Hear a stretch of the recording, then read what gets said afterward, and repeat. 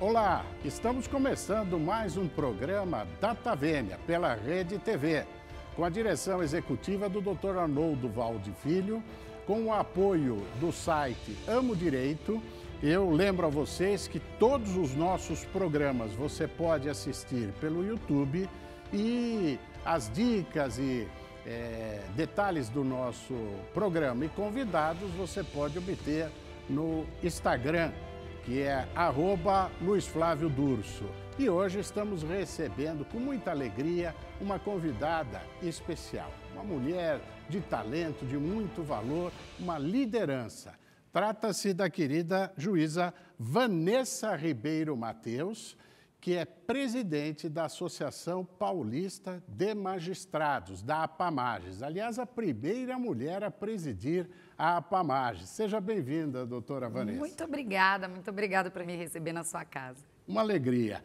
Eu queria começar essa nossa conversa focando este ponto que me parece de extrema importância, que é o papel da mulher nas entidades de classe. Nós sabemos que muitas entidades de classe têm mulheres já ocupando os postos de comando, de destaque, de liderança. Mas na área jurídica sempre isto tem, digamos, uma resistência maior. E quebrar essa resistência não é fácil. Como é que foi este movimento para você chegar à presidência da APAMAGES? É verdade. A gente costuma dizer que o mundo jurídico é sempre mais conservador, né? Ele demora um pouco mais. Então, as mulheres demoraram muito para entrar na carreira da magistratura. As mulheres só começaram a ser aprovadas nos concursos públicos no início da década de 80. Demorou muito mais a ingressar, demorou muito mais o acesso aos tribunais, demorou muito mais o acesso aos cargos de desembargador, porque a nossa carreira, pelo menos aqui em São Paulo, as promoções são todas feitas por antiguidade. Então, demorou muito mais o acesso das mulheres aos cargos de cúpula e demorou muito mais aos cargos de liderança. Tanto que hoje, embora nós tenhamos um número muito grande de juízas, nós somos aproximadamente 39% de juízas aqui em São Paulo, mais de 40% de substitutas, acredito que 45%, 46% de substitutas, no tribunal nós ainda somos 10%, até por conta dessa demora no acesso. E no quadro associativo não foi muito diferente. Nós nunca havíamos tido uma mulher sequer candidata à presidência da APAMAGES, sequer candidata à presidência da associação. Na verdade, sequer candidata a vice-presidente da associação. Esse quadro foi modificado com trabalho. Até pouco tempo atrás, quando o Jaime de Oliveira foi eleito presidente da APAMAGES, nós nunca havia tido um juiz de primeiro grau a presidir a associação. O Jaime, aliás, que é meu colega de turma e que eu acompanhei o trabalho tanto na APAMAGES quanto na EMB. Na EMB. Fez um trabalho magnífico. Saiu da APAMAGES e foi para a presidência da EMB, que é a Associação Nacional.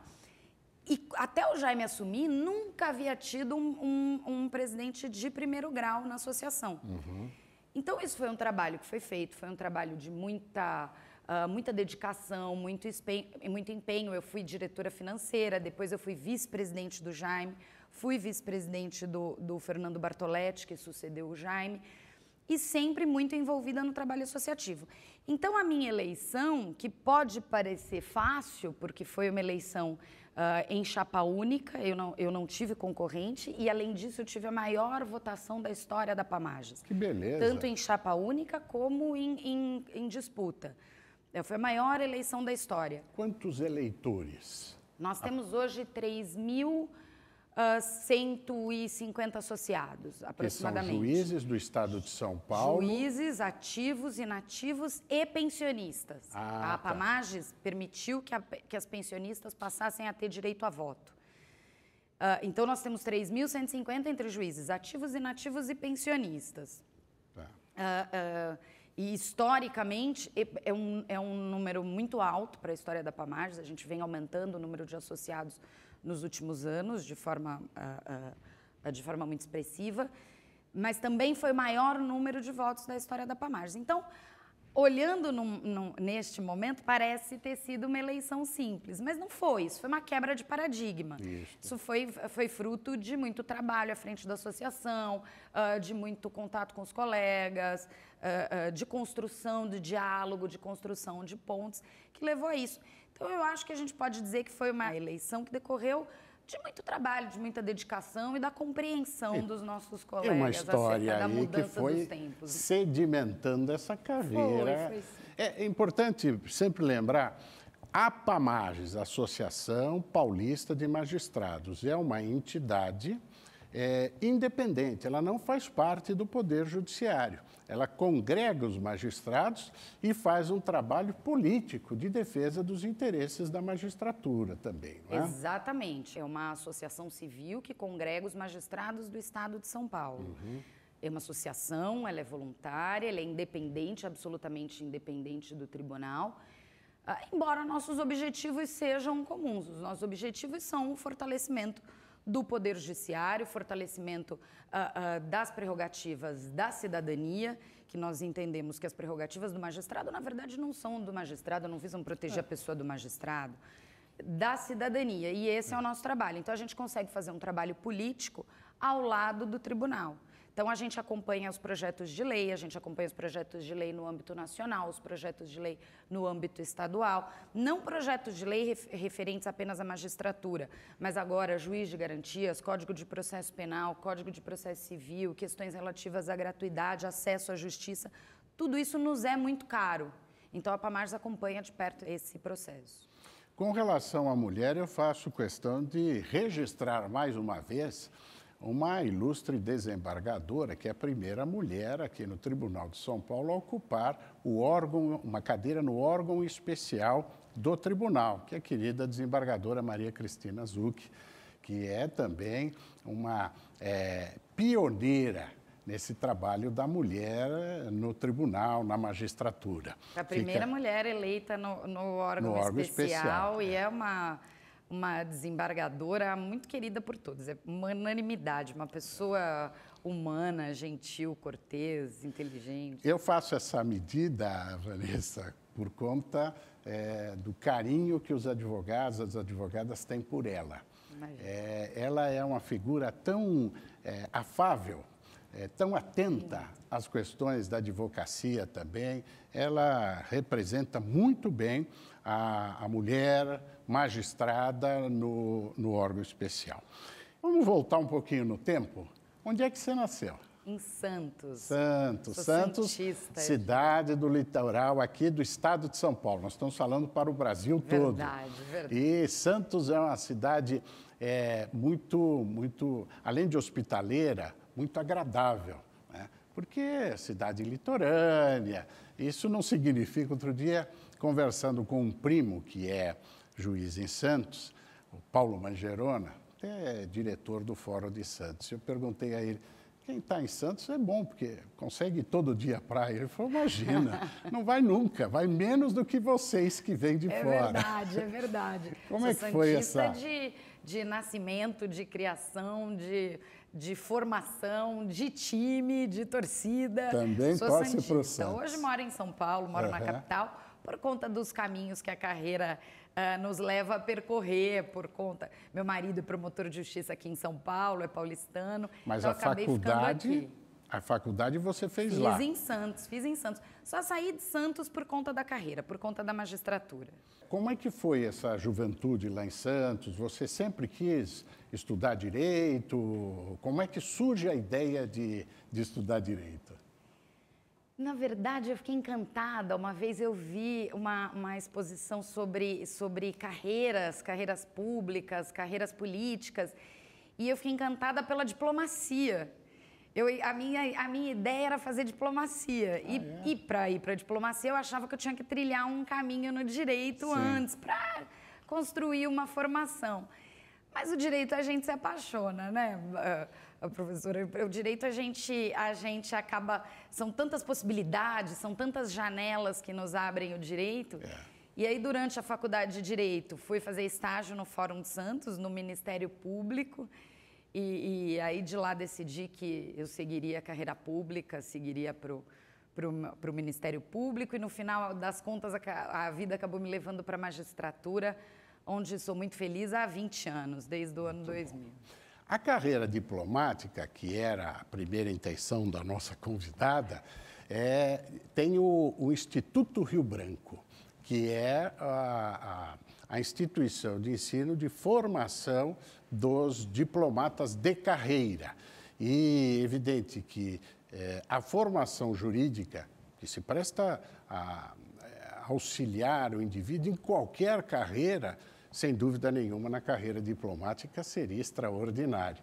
Mas aí veio para a Faculdade de Direito e a faculdade apaixona, né? A faculdade arrebata, abre um mundo, não né, deixa à nossa sair. frente. A Faculdade de Direito abre um mundo à nossa frente. E durante esse período de faculdade, você teve atuação política estudantil? Eu descobri a política estudantil no último ano, nos 2 últimos anos da faculdade. Então, eu já estava saindo da faculdade e participei com dor no coração da última eleição, porque era meu último ano, eu já estava saindo da faculdade. Mas eu me apaixonei por política estudantil tarde demais, não há tempo de conseguir vivê-la nos 5 anos da faculdade. Esse trabalho de política estudantil é que te desperta depois para a área associativa, surge aí. Não tenha dúvida. A gente percebe a rede que a gente consegue fazer na política estudantil e depois na política associativa, a rede de relacionamento, a construção de pontes. Na verdade, eu acho que esse trabalho político, tanto político associativo, político estudantil, ou político mesmo, o político partidário, tudo isso é uma grande construção de pontes, né? O que a gente busca fazer é construir pontes, construir relacionamentos para a gente chegar a um denominador, para a gente tentar convergir as ideias, convergir as várias ideias para a construção de algo melhor, para avançar. E a gente descobre que é assim que a gente faz, né? A gente descobre que a gente faz isso por meio dessas pontes, por meio desses laços, por meio desses contatos. Como chama? É diretório acadêmico, centro acadêmico? Diretório acadêmico. Diretório acadêmico. Tem um nome? Da Casa Amarela? Chama Casa Amarela? Da faculdade? É. A gente sempre chamou de Casa Amarela. Eu não me lembro se tinha um outro nome mais oficial. Para nós sempre foi a Casa Amarela. E durante a faculdade, qual a matéria que você mais se interessou? Penal. Penal. Eu acho que a faculdade a gente acaba sendo despertado pelos grandes mestres. Influencia muito. Independente da nossa afinidade que a gente vai descobrindo ao longo da carreira, eu hoje gosto muito do cível. Eu estou no João Mendes, eu sou juíza do João Mendes, eu gosto muito do cível. Hoje eu me dedico muito à área de civil e processo civil. Mas a faculdade a gente é despertado por grandes mestres. E eu tive um professor de Direito Penal e de Processo Penal, foram 2 promotores de justiça maravilhosos, o José Roberto Leite e o Conserino, que despertaram na turma um interesse pelo direito penal que a gente saía de lá querendo atuar, querendo advogar, querendo estudar. Muito bom. Você fez estágio nesse período? Fiz estágio no Ministério Público a faculdade inteira. Ah, é? Fiz estágio no Cível com o Dr. Sandro Teoredo, depois fui com o Dr. Garuti, que faleceu, fiz estágio no crime por mais 2 anos, depois fui para a área de difusos e coletivos, que também foi uma área que me despertou muito interesse, na área do consumidor. Então, a faculdade inteira eu fiz estágio no Ministério Público. Sabe que você falou agora do consumidor, eu lembrei. Deve ser nessa época, mais ou menos, quando o Ministério Público monta um setor do consumidor. Quem estava à frente disso era o Herman Benjamin, que hoje é ministro. Ele foi um dos precursores disso aqui em São Paulo. No primeiro setor que o Ministério Público montou com relação à ideia de uma tutela do consumidor, né? Porque o consumidor no passado não tinha proteção nenhuma, depois é que passa a ser tutelado. Eu sempre insisto, e nós estamos falando aos jovens do Brasil inteiro, tantos estudantes de direito, que no passado os campos de atuação, o mercado de trabalho era muito restrito, né? No nosso tempo também ainda era restrito, mas hoje isso se alargou. Um dos grandes espaços de atuação profissional é no direito do consumidor, que o jovem passa e, se quiser, se especializa nisso e vai advogar a vida inteira.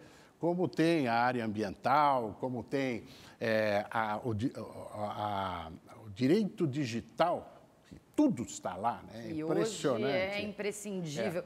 E é curioso porque é uma área do direito que há 10, 15 anos pouco se falava. Nem existia rigor. Porque... E hoje você não consegue discutir nenhum campo, nem o do consumidor, nem o penal, nem o civil, se você não colocar o direito digital permeado na conversa. Sabe que meu pai é falecido já há 5 anos, mas meu pai estava com quase 80, 78, mais ou menos, e um dia ele chega no escritório e diz assim, olha, eu estou indo lá, vou fazer um curso na Associação dos Advogados. Eu falei, mas que curso, pai? Ah, curso de computação.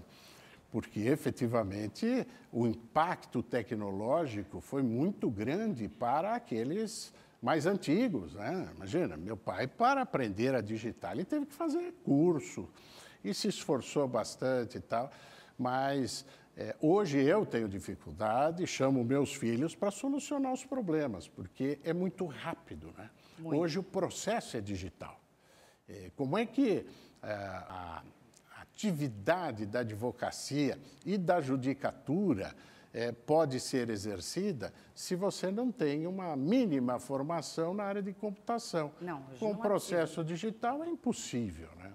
Você sabe que na época da faculdade, eu dividi a sala, era da minha turma, a neta do doutor Ariosto Guimarães, a Luciana Guerra. E ela dizia que ele, com quase 90 anos, resolveu fazer um curso de computador. Na época a gente chamava de curso de computação, né? Curso para digitar, de Word, de Excel, nem sei que curso era. Eu falava, mas vô, com quase 90 você vai fazer curso agora de computação? Ele falava, mas meu Deus, se eu não fizer agora, vai ficar muito tarde, eu vou fazer quando? Sensacional. Você é juíza da área civil. Sou, do Fórum João Mendes. E certamente já julgou feitos que buscam indenização por ofensa na internet e tal. Tem muito disso ou não? Tem, muito. Por páginas no Facebook, vídeos que circulam no YouTube, mesmo notícias veiculadas na internet. E é uma área muito intrincada, o fazer valer da decisão, porque depois que ela ganha o mundo digital, ela ganha o mundo, e é muito difícil você conseguir tirar uma ofensa. Então, isso tem sido muito estudado, isso tem sido muito trabalhado, é uma área... São áreas novas que estão aí esperando essa juventude toda do nosso Brasil. Mas eu quero voltar um pouquinho lá naquele momento da saída da faculdade, início da carreira. A decisão para prestar o concurso público foi especificamente para a magistratura ou pensou também no Ministério Público? Foi Ministério Público, para falar a verdade. Eu prestava o concurso do Ministério Público. Houve um ano em que o concurso teve um problema, a gente não conseguiu concluir, eu estava numa fase muito adiantada, já estava terminando a segunda fase e abri um concurso da magistratura. E eu resolvi prestar o concurso da magistratura. Eram carreiras irmãs, o Ministério Público, a magistratura eram carreiras próximas, os concursos eram muito parecidos, as matérias eram muito parecidas. E eu prestei a magistratura e foi aprovada na magistratura. Você fez cursinho preparatório ou não? Qual que você fez? Com o falecido professor Damásio. Eu também fiz. Nos ensinou a tantos. Querido Damásio. E passei no concurso da magistratura e continuei prestando o concurso do Ministério Público. Assumi a magistratura, ainda estava no concurso do Ministério Público. Qual comarca você assumiu? Ainda estava em São Paulo. A gente fica um período em São Paulo designado para as varas, diversas varas em São Paulo, na escola da magistratura. A gente passa a ter um diálogo com os juízes mais experientes. A gente ficou 4, 5 meses nesse estágio. E aí, estava terminando o concurso do Ministério Público e eu estava completamente em casa na magistratura. Eu não tive nenhuma coragem de sair. Eu gostava de tudo que eu fazia. Eu ia para a área da infância, eu gostava, eu ia para o júri, eu gostava. Eu conheci juízes maravilhosos, a doutora Maria Lourdes Rachid, na vara da infância do Jabaquara, ela é sensacional. Aí fui fazer júri com o Tolosa, o doutor Tolosa em Santo Amaro. A gente não tem como, a gente começa a ver a dedicação que os magistrados têm, o amor que os juízes têm pelo poder judiciário, como aquilo funciona como uma família, como uma casa, como as pessoas são empenhadas em prestar um serviço, em distribuir a justiça, em fazer o bem. Eu falei, aqui é o meu lugar e daqui eu não saio mais. Você sabe que você falou do professor Damásio, que lamentavelmente faleceu recentemente, e o professor Damásio, ele teve uma vida de contribuição para o direito penal, com reconhecimento não só no Brasil, mas internacional. Uma das grandes genialidades do professor foi que, ao ministrar as aulas e atender os alunos que tinham interesse em concursos públicos, ele teve a ideia de montar e foi o primeiro curso preparatório para os concursos públicos. Funcionava na Liberdade, no centro de São Paulo, no Colégio São José. Eu fiz ali. Eu também. Eu me formei e fui fazer algumas aulas lá. Meu primeiro interesse era o Ministério Público também, eu queria prestar. Mas só que o meu interesse residia, acima de tudo, porque eu já namorava, eu queria ter estabilidade para poder casar logo em seguida. Mas aí comecei a fazer estágio, fiz estágio 5 anos da faculdade, e esse envolvimento com a faculdade, e meu pai também advogado, me arrebatou e eu fiquei na advocacia. Mas como você ficou... A vida nos leva aos caminhos e eu acho que nos cabe aceitar e abraçá-los. E você já estava casada, solteira nesse período? Não, estava solteira. Eu conheci meu marido na carreira, no interior. Meu marido é promotor de justiça. Mas onde ele estava que você o conheceu? Que comarca? Porque quando a gente passa na magistratura, a gente caminha pelo interior por várias comarcas. Uma delas que eu passei foi Cruzeiro. No Vale do Paraíba. E meu marido era promotor de justiça lá. Então, nós nos conhecemos. Quando começamos a namorar, imediatamente abriu uma promoção para São Paulo. Eu vim para cá, porque nós não poderíamos nem trabalhar juntos. E depois ele veio, alguns anos depois, ele veio para cá. Ele agora está em São Paulo? Está em São Paulo, no Tribunal do Júri. E vocês têm 2 filhos, não é? 2 filhos, o Luiz Fernando... Luiz Fernando e a Ana Carolina, o Nando e a Nina. Luiz Fernando tem que idade? 9 anos, quase 10, que eles gostam de ressaltar. Esse é o que está na seleção de futebol, lá gosta de futebol, não é? É o craque da casa. E a menina? E a Ana Carolina é a nossa bailarina. Está com que idade? Está com 7, quase 8, como eles gostam de ressaltar também. Eles já escolheram qual o ramo do direito? Eu brincava sempre com os meus filhos. Eu dizia, vocês podem escolher o que quiser, dentro do direito, o ramo que quiser. Não. E no fim, os meus 4 vieram para a área. Não, então, obviamente, a gente vai apoiar o que eles escolherem. Claro, o Nando tem o plano A, o B e o C, que é ser jogador de futebol, ou técnico de futebol, ou presidente de clube de futebol. Então, nenhum dos planos ainda envolve direito. Embora outro dia ele veio comentar com meu marido que ele acha que ele vai acabar advogando. É isso. É interessante isso, que às vezes a gente via muito também na medicina, as famílias, pai, filho, tal, vai todo mundo para a área médica. No direito também acontece isso. Também acontece muito. Porque o dia a dia, o direito está na mesa do almoço, na mesa do jantar, no fim de semana, e isso influencia muita gente. Agora, quando o indivíduo tem talento para outra coisa, deve fazer outra coisa que goste. Mas muita gente, por conta dessa convivência, passa a se apaixonar pela carreira. Mamãe é juíza, você é promotora, acho que eu vou acabar advogando. Nina ainda não se rendeu. Nina ainda quer ser estilista, não se rendeu ao direito. Mas, curiosamente, nem na minha família, nem na do Fernando, existe uma tradição do direito. Nenhum de nós dois fomos os primeiros a ingressar na área jurídica. E por quê? Próximos, assim, né? Por quê? No núcleo próximo. Tem uma razão específica que desperta para a área jurídica? Um momento, um filme, como é que acontece a decisão?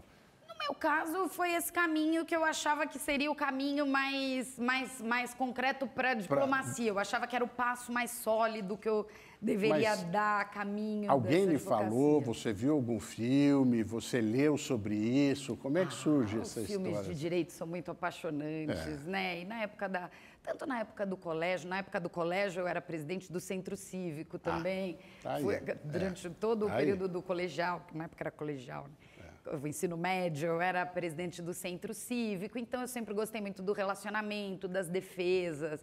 Eu acho que a gente acaba trilhando aquilo que a gente tem afinidade, desperta uma paixão. Esse veio da atividade política, seja em que segmento for, já estava latente desde lá de trás. Já. Isso vem e só vem se avolumando a ponto de você ser guindada hoje, eleita a primeira mulher presidindo a Associação dos Juízes do Estado de São Paulo, que tem, você falou, eu só vou pedir para repetir, 3.140 aproximadamente associados. Tá. Nem todos na ativa. Quantos juízes temos em São Paulo hoje? Você tem esse número? 2.700 juízes. É suficiente, Vanessa? Não, nosso quadro é deficitário em mais de 20%. Acho que 20 e poucos por cento, 23% dos quadros de magistrados estão vagos. Hoje a gente não tem juiz substituto para cobrir os magistrados que saem de férias. Mas a vaga existe. Existem. Por que o concurso não é realizado? Os concursos são realizados todo ano. Praticamente todo ano nós temos concurso. Nós temos agora um concurso, inclusive, que terminou agora no final do ano. Eles devem tomar posse agora no primeiro semestre. Nós temos uma nova gestão no Tribunal de Justiça, então eles devem tomar posse em breve. Mas, normalmente, as vagas não são sequer inteiramente preenchidas. Então, o Tribunal de Justiça abre 150, abre 130, 180 vagas, mas a gente aprova no último concurso. No meu, por exemplo, foram 70 aprovados. Nós temos concursos com 80 aprovados, 80 e pouco aprovados. Então, a gente não consegue preencher. E, além disso, a gente tem as aposentadorias que foram intensificadas nesse último ano, até por conta das reformas que estão surgindo. Então, nós temos as aposentadorias e a carreira vai andando, e a carreira vai caminhando, e esses cargos vão ficando vagos. Então, hoje a gente praticamente está sem substitutos no estado de São Paulo. Você sabe que quando eu presidi a OAB, eu tinha uma interação muito grande com o tribunal e nós trabalhávamos para a implantação das varas no interior. Criação de varas. E a criação de varas demandava necessariamente a criação por lei do cargo para gerar o concurso. E hoje nós estamos vendo uma situação pior. Não é que as varas não foram criadas, nós estamos sem juízes nas varas existentes. Exatamente. E qual a razão de não se conseguir preencher todas as vagas no concurso? É problema do ensino? Hoje a gente tem um número de faculdades no Brasil que não se justifica, não é? Claro. A Ordem dos Advogados do Brasil faz esse primeiro filtro com um exame difícil, com uma seleção, e ainda assim nós colocamos no mercado... Reprovamos 80%, 85%. 85% nós chegamos a reprovar. Ainda com esse filtro que coloca 20%, são milhares todos os anos por conta do número de faculdades. Além disso, a gente tem uma restrição orçamentária. O Poder Judiciário depende do orçamento que é repassado do Estado, e cada vez a gente tem mais dificuldades nessa questão orçamentária. A economia como um todo, né? Não é só em São Paulo, aliás, muito pelo contrário. São Paulo ainda se preserva com uma austeridade fiscal, mas a gente tem a economia como um todo. Então, eu acho que é uma série de fatores. Eu acho que a gente tem o ensino, a gente tem a dificuldade dos concursos, a gente tem as restrições orçamentárias, a gente tem uma série de fatores que convergem para essa dificuldade. E isto deságua no atendimento à população. Não tem a menor dúvida. Porque os litígios, os conflitos que não são resolvidos fora do judiciário, inauguram processos, mecanismos de conciliação dentro da justiça, e estes dependem da existência de um juiz para presidir aquela solução. Não havendo juiz, a solução não acontece e o prejuízo, em última análise, é para o cidadão. Quantas comarcas do interior você chegou a judicar? Muitas? Eu fiquei muitos anos como substituta em Casa Branca, na região de Casa Branca, que eu tenho um carinho imenso. Lá fiquei em Mococa, São José do Rio Pardo, Caconde. Então, fiquei naquela região 4 anos, aproximadamente 4, 5 anos. Tive uma passagem rápida por Santos, minha cidade natal, fiquei 6 meses. Fui para Eldorado Paulista, Eldorado que chamava antigamente Xiririca da Serra, então posso dizer que eu fui juiz em Xiririca da Serra. De lá fui para Cruzeiro e de Cruzeiro vim para a capital. E hoje está em que vara cível do Fórum João Mendes? 8ª vara cível do Fórum João Mendes. Enquanto presidente da Pamages, você fica licenciada das suas atividades Agora fico, a partir desse ano, magistratura. Eu fico afastada por conta da associação. O seu mandato como presidente é de quanto tempo na Pamages? 2 anos. 2 anos. 2 anos. Quando que começa a sua atividade na Pamages? Porque é longa, hein?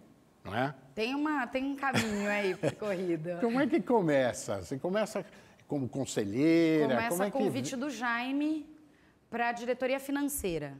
Já direto para a diretoria me colocou, financeira? era diretora adjunta, era tesoureira adjunta do Dr. Homero Maion. Mas como você falou, essa política, essa veia de política associativa acabou me levando a participar de tudo dentro da associação. Então, eu participava muito das reuniões, eu participava muito dos encontros de coordenadores, nós fizemos uma modificação bem grande na questão financeira e administrativa da Pamages, trouxemos uma consultoria externa, trouxemos auditoria, modificamos a gestão da Pamages para se tornar uma gestão mais profissional, mais transparente. Aliás, me permita, a Pamages, ela sobrevive da contribuição que o juiz faz na anuidade, é isso? É isso. Nós cobramos uma contribuição associativa, que é a nossa principal fonte de receita. Tá. Além disso, nós temos serviços. Nós temos plano de saúde, nós temos serviços de turismo, mas não há dinheiro convênio, público na nenhum entidade. Centavo de dinheiro público. Nenhum centavo de dinheiro público. A entidade é uma pergunta eminentemente privada. Eminentemente privada. E aí você vem para essa área financeira e participa das outras áreas? Vem para essa área financeira, que acabou permeando todas as outras áreas, acabou me colocando muito em contato com os magistrados. Eu sempre atendi muitos magistrados, embora não estivesse afastada da jurisdição, mas sempre participei dos encontros, sempre participei das reuniões. E Jaime é uma pessoa que permite o trabalho de todo mundo, é uma pessoa muito generosa, então ele permite a participação de todos aqueles que o cercam, e por conta disso acabei na segunda gestão do Jaime foi para a reeleição, e aí eu fui como segunda vice-presidente. Era o desembargador Ocilde, o primeiro presidente, primeiro vice, e eu fiquei como segunda vice-presidente. Desembargador Ocilde assume a presidência da Pamages quando o Jaime vai para a MB, termina o mandato quando o Jaime assume a MB, e depois vem o Fernando Bartoletti, que foi o nosso último presidente, que era o presidente do Conselho da Pamages, foi candidato a presidente, eu fui vice do Fernando. E aí sucedo naturalmente, o Fernando. Você chega à presidência. Sucedo o Fernando. Mas aí nós estamos falando de mais de 10 anos de atividade na Pamages, né? Foi a campanha com o Jaime, foi em 2013. 13, quase 10 anos. 7 anos. Deixa eu aproveitar um pouquinho a nossa convidada aqui, porque você falou que era juíza substituta e boa parte dos nossos telespectadores não são da área jurídica e não tem ideia do que seja isso. Como é que é uma juíza substituta? Ela vem, substitui, vai embora, tá? Então, queria só que você explicasse um pouquinho que quando inicia, fica como juíza substituta até ter a condição de vitalicidade e tal. Como é que funciona isso, para que o nosso telespectador entenda a carreira do juiz? A carreira da magistratura ela é estruturada em níveis. Então, a gente passa primeiro pelo cargo de juiz substituto e hoje juiz de inicial, intermediária, final, até chegar ao Tribunal de Justiça. Na minha época era um pouco diferente. Era a primeira, segunda, terceira especial. A gente tinha um degrau a mais até chegar ao Tribunal de Justiça. Hoje isso mudou um pouco, mas é inicial, intermediário e final. O juiz substituto, ele não tem uma vara específica. Ele vai para uma região e ele cobre as ausências, os afastamentos dos magistrados naquela região para onde ele está designado, para o cargo que ele assumiu. Então, eu era substituta de Casa Branca, eu cobria as férias, os afastamentos, as doenças, as licenças dos magistrados das cidades da região do entorno. Depois você se promove para uma comarca de inicial, que normalmente é uma comarca pequena, uma cidade pequena, depois intermediária e final, que é o último cargo do primeiro grau, do último cargo da primeira instância. E de lá você aguarda até chegar ao Tribunal de Justiça, onde são 360 desembargadores. Então, foi esse o caminho que eu percorri. E o período em que fica como substituto? Não tem um período certo. A gente fica como substituto até abrir uma vaga para inicial. O juiz tem ele é protegido pela inamovibilidade, que ele não pode se movimentar na carreira, a não ser que ele se inscreva para uma promoção. Salvo o juiz substituto, que pode ser designado para cobrir várias comarcas, em vários lugares. Depois disso, cada promoção, o juiz se inscreve para a promoção e concorre com os demais juízes. Uhum. Então, para você ascender a um cargo de juiz titular de inicial, você se inscreve para aquela vaga que está aberta e concorre com os demais juízes que tenham interesse em ir para aquela mesma vaga. No Brasil, nós temos a vitaliciedade. Vale dizer, o juiz, depois desse prazo como substituto, ele não pode ser excluído da carreira, salvo em razão de um processo disciplinar, salvo numa situação especialíssima.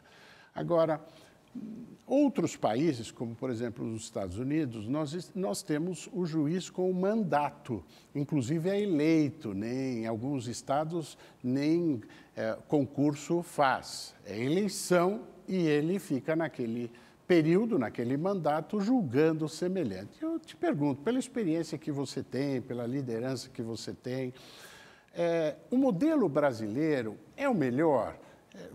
É importante a vitaliciedade para o juiz, para ele ter a segurança ao julgar? Ou nós poderíamos até pensar num modelo de mandato? Porque hoje se discute mandato numa proposta para os ministros do Supremo. Isto é bom, é ruim para a justiça, para o juiz? Como é que isto funciona? Como é que é a sua visão sobre isso? Durso, eu acho que não seria nem possível discutir mandato para a justiça comum, para a justiça dos estados, para a justiça federal, para o judiciário, no modelo que nós conhecemos. Sim. Eu acho, você me perguntou se eu acho que o nosso modelo é o melhor, eu acho sim. A gente tem uma seleção, nós falávamos no primeiro bloco sobre os concursos para a magistratura, que sequer são preenchidos, as vagas sequer são preenchidas.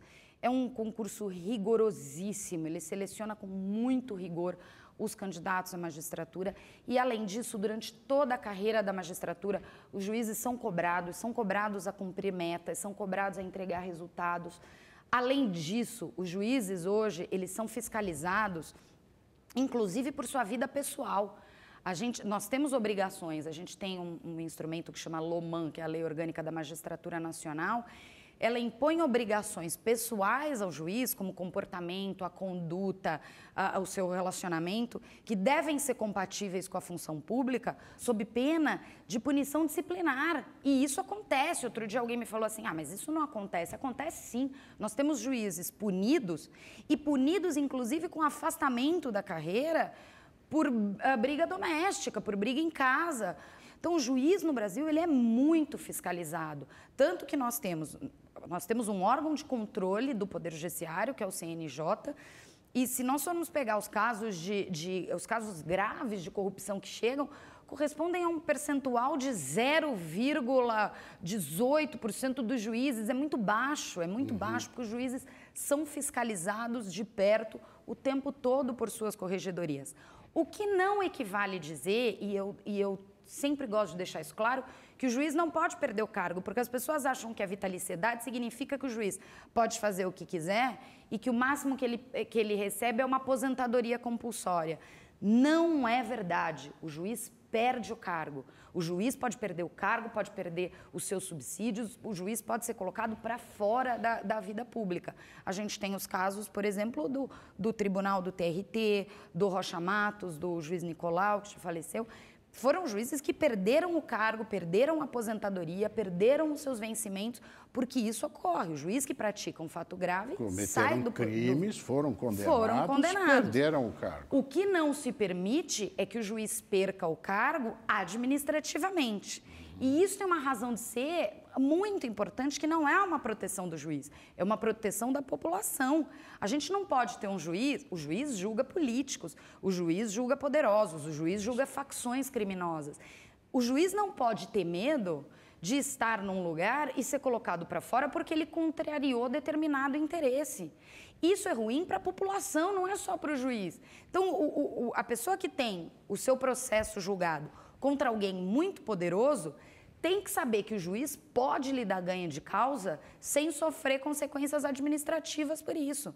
Eu posso julgar um processo em que ao lado eu tenho alguém muito poderoso, muito influente, de um outro alguém sem influência nenhuma, mas com direito, e eu sei que se eu julgar aquele processo, o resultado que for, nada me tira dali, a não ser que eu deseje dali me promover para algum lugar. Sim. Então, isso é importante para a população, não é para a pessoa do juiz. É um atributo do cargo em razão da cidadania. Então, eu acho que o mandato não caberia no nosso sistema judicial. Quando a gente fala de STF, a gente fala de uma corte constitucional, de uma corte política, de uma corte com indicação, que ela funciona efetivamente de outra forma. E, então, essas discussões, eventualmente, cabem se a gente for falar da Corte Constitucional, mas não no Poder Judiciário como um todo. E você tem alguma opinião já cristalizada sobre a situação do ministro do Supremo, de um mandato, isso ainda... Nós conversamos muito sobre isso na MB. A MB fez uma pesquisa agora, a magistratura que queremos, que foi uma pesquisa importantíssima que tem sendo utilizada em diversos órgãos, para discutir exatamente essa questão. Qual é o modelo que nós queremos defender? Não há um consenso sobre isso dentro da magistratura. O que eu acho que é importante, e eu acho que isso deve ficar claro, não pode se perder de vista na discussão, é que o ministro do Supremo, se nós formos pensar numa abreviação do tempo dele na casa, ele tem que sair de lá aposentado e não simplesmente fazer um período no Supremo, na mais alta corte do país, na nossa Corte Constitucional, ter um período e sair de lá sem essa garantia de que ele estaria aposentado. Então, eu acho que isso é importante. Outro dia, alguém comentando, disse, poderíamos ter um mandato de 20 anos para um ministro do Supremo, um prazo razoável e tal, mas na prática não está longe disso, porque ele chega lá aos 50, dali a pouco ele se aposenta, 70. Então, no final, quase é a mesma situação. Nós temos ministros mais jovens que vão ficar um pouco mais de tempo. Mas é exceção, né? Porque, historicamente, a média que eles permanecem lá são os 20 anos. Agora, você falou sobre o CNJ, doutora Vanessa, eu queria lhe ouvir sobre esse aspecto. Quando surge a ideia do CNJ na reforma do judiciário, houve uma resistência muito grande, inclusive por parte da magistratura, de um organismo de controle administrativo que não se sabia exatamente como seria, a composição, tal, a abrangência. E hoje, depois de muitos anos, o CNJ mostrou a que veio e eu tenho uma sensação de que o CNJ é uma das colunas de apoio da própria magistratura. Como é que a magistratura hoje vê o próprio CNJ? A gente tem gestões no tribunal que se relacionam melhor com o CNJ e outras que não se relacionam tão bem. Mas o fato é que o CNJ se propõe a discutir a magistratura. A gente tende a ver a magistratura pela nossa lente, a ver o Poder Judiciário. Aliás, não só a magistratura, a gente tende a ver o nosso nicho de trabalho com a nossa lente. Mas a gente não pode esquecer que nós somos um país de dimensão continental. Então, eu acho que o CNJ vem com esse papel de fazer o diálogo e de uniformizar as práticas no que for possível, obviamente, a gente tem que sempre ter em mente a autonomia dos tribunais, a autonomia dos estados, que é muito importante num estado federativo. Sim. Agora, o CNJ vem com esse olhar de todo, que nós enxergamos muito bem a magistratura de São Paulo, mas o CNJ enxerga todas as magistraturas. Então, ele se propõe a fazer esse diálogo, se propõe a fazer um diálogo de processamento, de metas, de prazos, de sistemas de funcionamento, de políticas de promoção. A gente tem em São Paulo, todo o Poder Judiciário tem para promoção critérios de merecimento e critérios de antiguidade. Em São Paulo, isso é muito pacífico. A gente tem algumas poucas diferenças entre eles, mas nós sabemos que a antiguidade sempre prevalece nas nossas promoções. Mas nós temos um tribunal que isso não acontece. Então, o CNJ se propõe a olhar esses critérios de merecimento, tentar uniformizar o que são critérios de merecimento válidos, o que não são. É mais de contribuição, de repensar toda a magistratura do que o mecanismo de punição do magistrado, não é? Embora também exerça essa atividade. Exerce, mas exerce em caráter secundário, em caráter recursal. Porque você tem a corregedoria. A punição dos magistrados passa necessariamente pelas corregedorias locais, depois ela vai ao CNJ. O CNJ atua se a corregedoria local não atuar. Perfeito. E ainda assim o CNJ insta a corregedoria local a atuar, para que depois ele atue naquele caso. Nós estamos no finalzinho do nosso programa, mas eu queria que você falasse um pouquinho também para essa juventude que está estudando direito e pensou um dia em ser magistrado, ser juiz. O que o jovem precisa fazer para ser juiz? Estudar muito. Estudar muito. O segredo é sempre o mesmo. Estuda muito e estuda a carreira toda. A gente às vezes ouve falar assim, estuda para entrar e depois não precisa mais porque é vitalício. Não é verdade. A gente estuda a carreira toda. Em 2008, eu instalei aqui em São Paulo o primeiro juizado de violência doméstica do estado de São Paulo. Nós não tinha nenhuma vara dedicada à violência doméstica quando eu implantei. É um mundo novo. Então, você passa a estudar mundos novos a cada momento da sua carreira, a cada lei nova. Mas o ingresso, ele depende de muito estudo. Eu li outro dia um texto do professor Damásio. Falei, o professor Damásio foi professor de todos nós.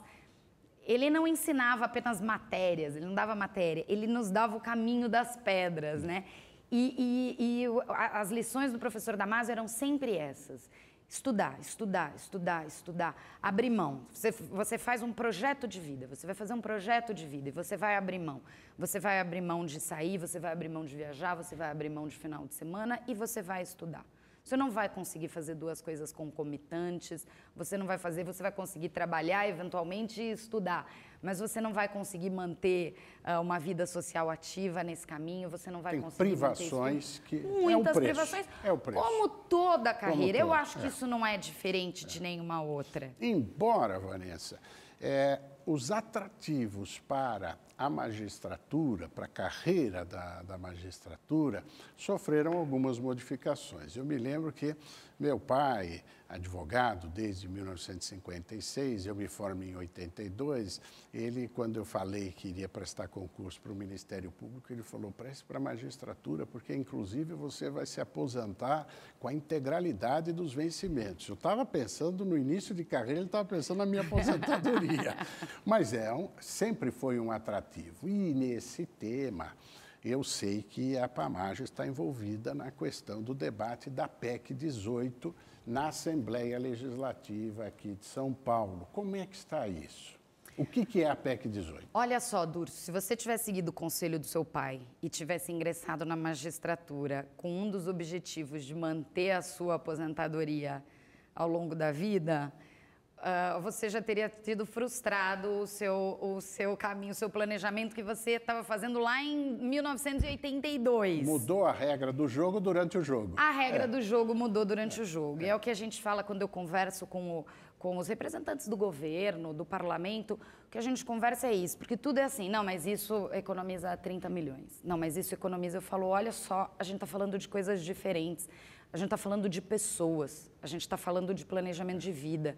A gente não está falando de alguém que está ingressando na carreira hoje, que tem tempo de fazer o seu planejamento para daqui a 40 anos. A gente está falando de gente que ingressou há 30 anos, há 40 anos, e fez um planejamento de 40 anos. Você não consegue mudar esse planejamento hoje. Você não consegue mudar um planejamento depois de 40, 45 anos de carreira. E é isso que está sendo imposto aos aposentados e às pensionistas. Hoje você tem alguém que está aposentado, alguém que entrou na magistratura há 50 anos, por exemplo, já está aposentado há 10 anos. Ele não sabe como é que a esposa dele, por exemplo, vai ficar. Hoje, uma pessoa que entra na magistratura sabe que a sua esposa não vai ter aposentadoria, Sim. vai ter uma aposentadoria reduzida. Mas e quem entrou há 50 anos e fez um planejamento de vida? Claro. E essas pessoas não estão sendo olhadas. Então, a gente trabalhou muito na reforma. É óbvio que nós sabemos que se o Estado quebrar e não tiver dinheiro para pagar aposentadorias, não tem para pagar ninguém. Então, é óbvio que nós não nos furtamos à discussão de um projeto. Mas o fato é que hoje, Durso, as pessoas que entram desde 2014, depois de 2013, ou seja, há 7 anos, já não tem mais aposentadoria integral. As pessoas já aposentam com o teto do INSS. Hoje, qualquer funcionário público, qualquer juiz, qualquer promotor que ingressa nos quadros, entra com a aposentadoria do INSS. Então, a gente está falando de ingressos pretéritos, ingressos no passado, de planejamentos. Então, a gente tem tentado sensibilizar o governo para que olhe para esse planejamento de vida e faça regras de transição mais adequadas, mais consentâneas com esse planejamento e não peguem as pessoas de surpresa, principalmente aquelas que não têm como se planejar. Claro. O Estado hoje fala de alíquota. Olha, isso é uma coisa que eu costumo dizer. A gente tem ouvido muitos governos fazerem uma campanha contra o serviço público, que é muito injusta. O serviço público é aquilo que tem, é o único bem que tem, é aquele que não tem mais nada. A campanha contra o serviço público deve ser direcionada ao mau serviço público. Exatamente. Mas não ao serviço público, não ao serviço público. Bom, indispensável. Exatamente. A pessoa que não tem nada, ela tem os seus direitos assegurados pelo serviço público, ela tem o atendimento médico, ela tem a delegacia, ela tem o PROCON, é o serviço público que ela tem. Se a gente quiser dizimar o serviço público, a gente dizima aquilo que aquelas pessoas, a única coisa que aquelas pessoas podem se agarrar. E a justiça é um desses pilares, não tem país justo sem um poder judiciário bem estruturado. E aí, essa campanha difamatória tem atingido demais o serviço público, as pessoas têm ficado muito desgostosas. E uma das pautas que se reivindica, mas o serviço público quebra a Previdência. Olha só, hoje quando uma pessoa se aposenta no regime privado, ela para de recolher para a Previdência. No serviço público, não.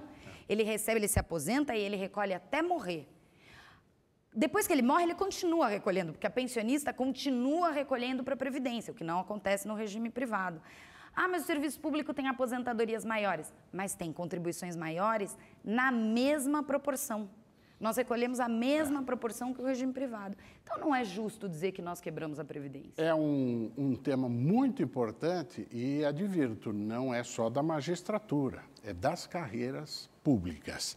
Professores, médicos. Todas as carreiras públicas. Doutora Vanessa, eu com dor no coração tenho que anunciar que nós estamos a 2 minutos do término do nosso programa. Foi muito rápido. Foi, mas eu quero aproveitar para fazer aqui uma homenagem a uma série de amigos que presidiram tão brilhantemente a Pamages, o Fernando Bartoletti, o Ocilde, o Jaime, o Roque Mesquita, o Paulo Dimas, o Calante, Sebastião Amorim, o Limonge, saudoso Limonge, o Renzo Leonardo, o Arthur Marques da Silva, o Viana Santos, Sérgio Rezende, Régio Oliveira, Odir Porto, Francis Davis, dentre outros, que brilhantemente presidiram a nossa querida Pamages, que hoje tem como presidente a doutora Vanessa. E com uma honra meu nome ser colocado ao lado de um quadro desse. Não, mas você é que dá importância a todos estes, efetivamente, pela participação da mulher, e você, pioneira que está abrindo o caminho para muitas outras que virão a seguir. E nesse último segundo, nós fazemos um espaço, tirando a Beca, tirando a toga para conhecer melhor o nosso convidado. E tem alguma pergunta que é ping-pong. Vou pedir resposta bate-pronto, como, por exemplo, o time do coração. Você já falou, mas é o Santos Futebol Clube, pela origem da cidade. Você toca algum instrumento, Vanessa? Nenhum. Uma coisa que eu sinto é não ter... Eu não tenho dons artísticos, não toco instrumento, não pinto. Cozinhar, gosta? Adoraria cozinhar, mas só a Ana Carolina acha que eu cozinho bem, porque ela adora o ovo frito com arroz e tomate que eu faço. Tem algum livro que mereça registro? Eu adoro ler muito e gosto sempre dos recentes. E eu estou lendo Ana Karenina, que está me tomando as noites assim... As poucas horas de sono que eu tenho, eu estou dedicando ao Tolstói. Minha querida doutora Vanessa Ribeiro Mateus, encerramos o nosso programa e eu vou lhe dar o último segundo para uma palavra ao jovem brasileiro que está nos ouvindo. Minha palavra é de ânimo, na verdade, porque com todas essas adversidades, que a gente vem enfrentando, tanto no Poder Judiciário, nas instituições em geral. Eu acho que as instituições sofreram um abalo nos últimos tempos e eu acho que o nosso trabalho é fazer valer aqueles valores que nós acreditamos, fazer valer os valores da ética, fazer os valores da justiça, da correção de caráter, da correção de comportamento. Eu acho que esse é o exemplo que a gente dá para os jovens que seguem os caminhos que a gente trilha, para os nossos filhos e para a sociedade, que é isso que a gente espera. Eu quero agradecer a presença da doutora Vanessa, que abrilhantou o nosso programa, e convidar você para que esteja conosco daqui a 15 dias com mais um Data Vênia. Até lá!